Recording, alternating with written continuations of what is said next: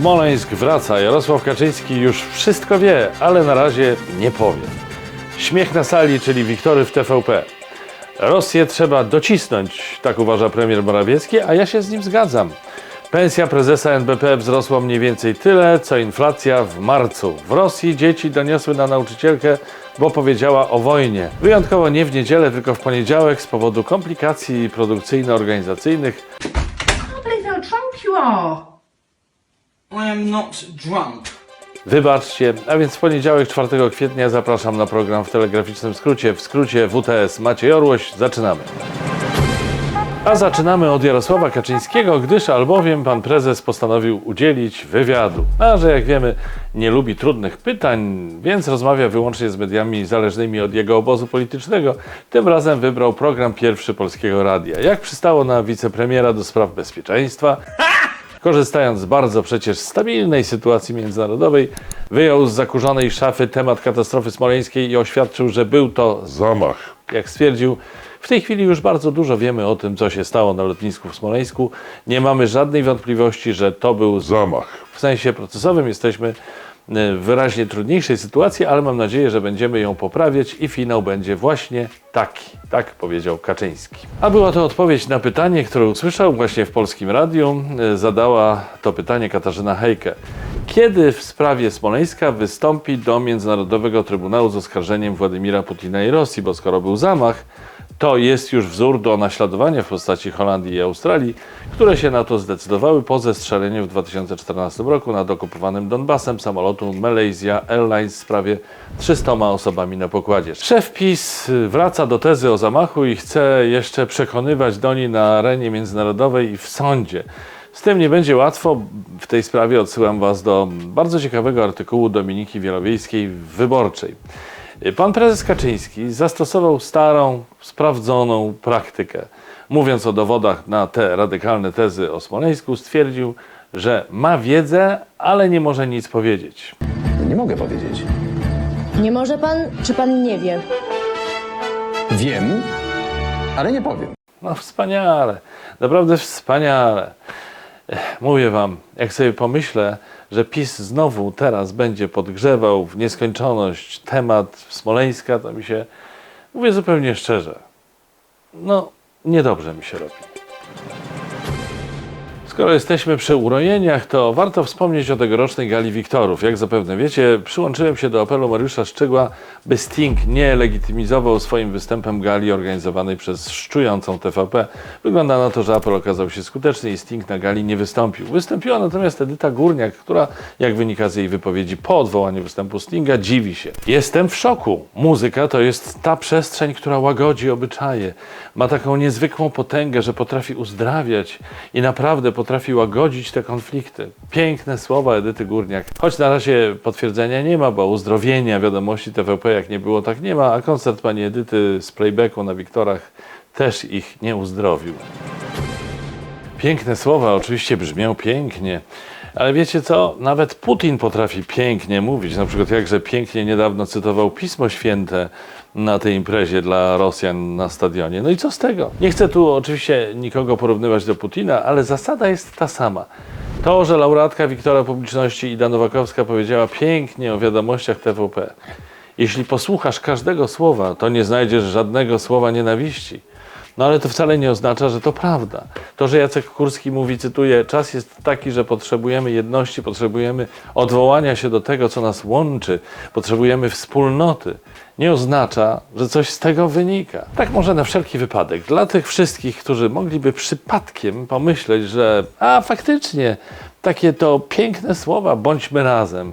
Ta TVP taka miła, łącząca, wspólnotowa i tak dalej. No więc na wszelki wypadek przypomnę, że od dobrych kilku lat ta właśnie TVP w programach informacyjnych i publicystycznych prowadzi nieustanną, ordynarną propagandę rządową. Atakuje ludzi opozycji i to w sposób haniebny, personalny. Na przykład, że wymienię kilka przypadków, Donalda Tuska, profesora Matczaka czy marszałka Grodzkiego.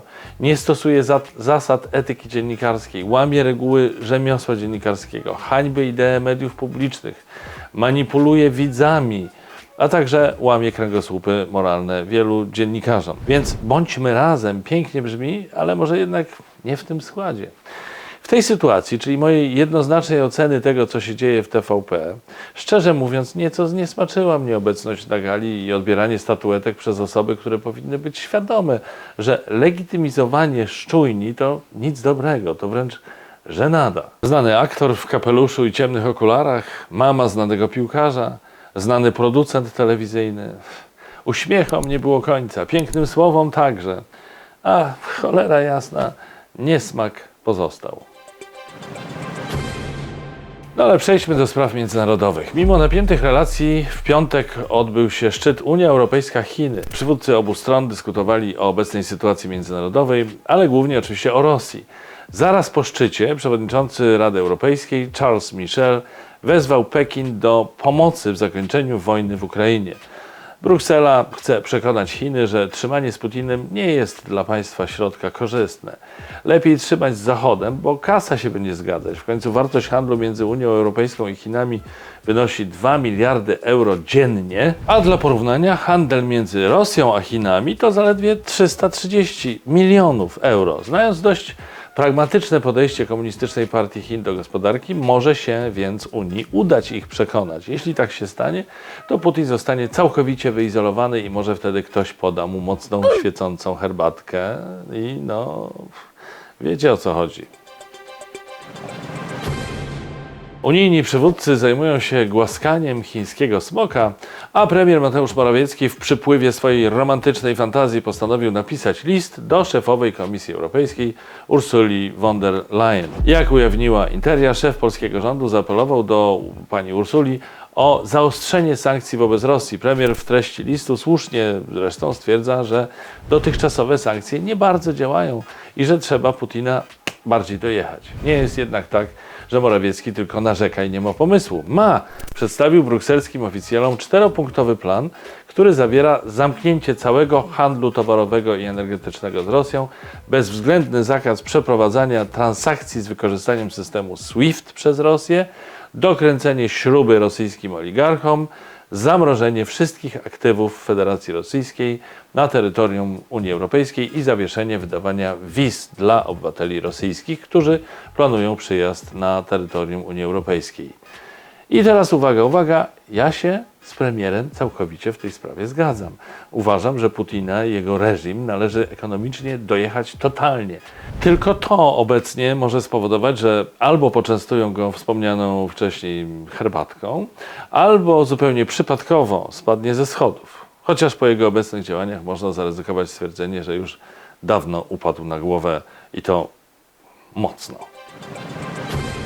Moim zdaniem silna gospodarka wynika jednak głównie z tego, że Polacy są jednym z najciężej i najdłużej pracujących narodów w Europie.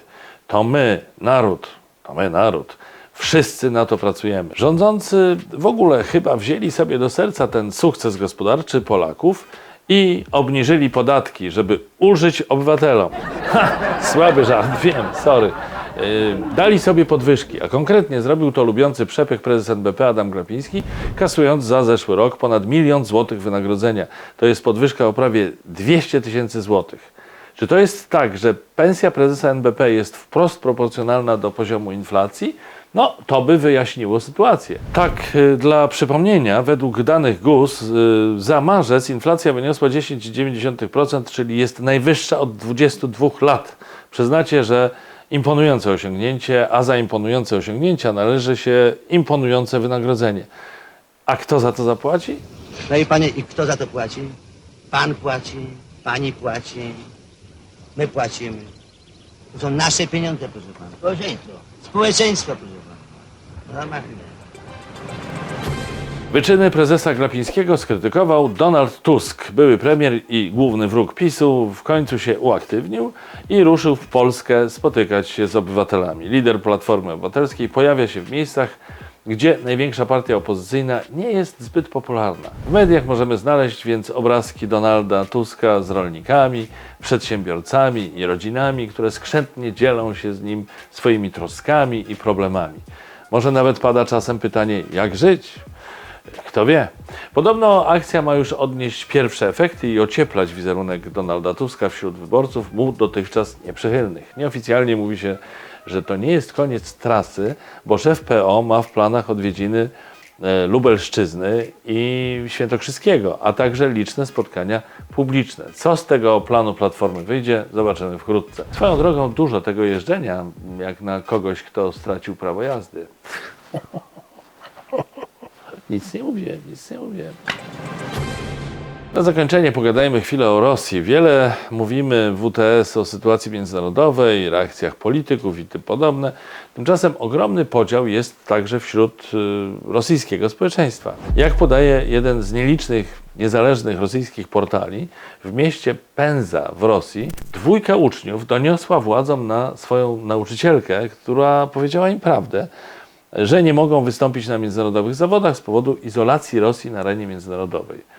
No i nieszczęsna kobieta postanowiła wyjaśnić swoim podopiecznym, jaki jest powód tej właśnie izolacji. Wyjaśniła, że przyczyną jest napaść Rosji na Ukrainę, a co więcej, nauczycielka w przypływie szczerości oznajmiła dzieciom, że popiera działania państw Zachodu i nie dziwi się, że większość krajów nie chce utrzymywać stosunków z państwem agresorem. Wspomniani milusińscy, godnie sformatowani przez aparat państwa, donieśli na kobietę i w efekcie grozi jej kara od 10 do nawet 15 lat więzienia. Wiecie co, z jednej strony rozumiem, propaganda od wielu dekad musi robić swoje, czyli pierze mózgi Rosjanom na maksa. W związku z tym mamy to poparcie dla Putina w niedawnym badaniu na poziomie 80%. Okej, niby można zrozumieć, ale z drugiej strony wkurza mnie to, bo przecież mają, w każdym razie mieli do niedawna dostęp do internetu, a więc do przekazów z zagranicy. Wielu Rosjan podróżuje, a w każdym razie podróżowało do niedawna po świecie. No i co? Oni ciągle słuchają KGBisty Putina, który spycha ich kraj na margines, prowadzi do zagłady i jeszcze przy okazji Rosję kompromituje. Może ujmę to tak. Rozumiem ten mechanizm, ale i tak nie rozumiem do końca, a w każdym razie mnie wkurza. I jeszcze jedno. Rosjanie mieli dostęp do wolnych mediów. Po wybuchu wojny, jakoś tam w marcu, Putin zabrał im ten dostęp. Ale czy sam fakt, że ktoś pozbawia nas dostępu do wolnych mediów i każe słuchać tylko tych oficjalnych, nie powinien być jakimś impulsem do refleksji, że skoro pozbawia dostępu, to znaczy, że coś tu nie gra, że ma coś do ukrycia, że chce, żebyśmy się czegoś nie dowiedzieli. Poważna sprawa i wielowątkowa, możemy o tym podyskutować w komentarzach. Zapraszam Was bardzo serdecznie. Teraz czas na kącik kulturalny. Oddaję głos Antosiowi. Witam. Witam Państwa bardzo serdecznie. Dziś kącik zaczynamy od Złotych Malin. W tym roku nagroda zwana Anty-Oscarem powędrowała do Bruce'a Willisa, a statuetkę otrzymał w specjalnej kategorii Najgorszy film Bruce'a Willisa. Teraz jednak po niedawnym oświadczeniu rodziny Willisa o jego stanie zdrowia, twórcy statuetek wycofują nagrodę dla aktora. Jak tłumaczą, jeśli czyjś stan zdrowia jest czynnikiem wpływającym na podejmowanie decyzji lub jej wyniki, uznajemy, że nie należy przyznawać im Złotej Maliny. W zeszłym tygodniu rodzina Bruce'a Willisa poinformowała opinię publiczną o końcu kariery aktora w związku z jego zachorowaniem na afazję. Swoją drogą aktor owszem kończy karierę, ale na przestrzeni najbliższych kilkunastu miesięcy w kinach pojawi się aż 10 produkcji z udziałem Willisa. Będziecie Państwo tęsknić za aktorem? Ja w sumie trochę. A teraz w kąciku muzyka i Miro Kępiński w utworze Dom.